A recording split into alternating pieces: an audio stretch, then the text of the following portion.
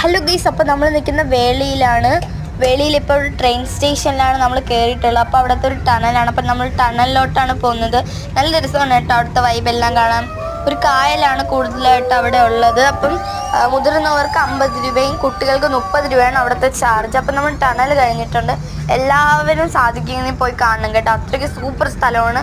നമുക്ക് കുറേ അവിടെ തന്നെ ഫ്ലവേഴ്സ് ഗാർഡൻ എല്ലാം ഉണ്ട്. ഇപ്പം പ്ലേ ഗ്രൗണ്ട് കുട്ടികൾക്കായിട്ടുള്ള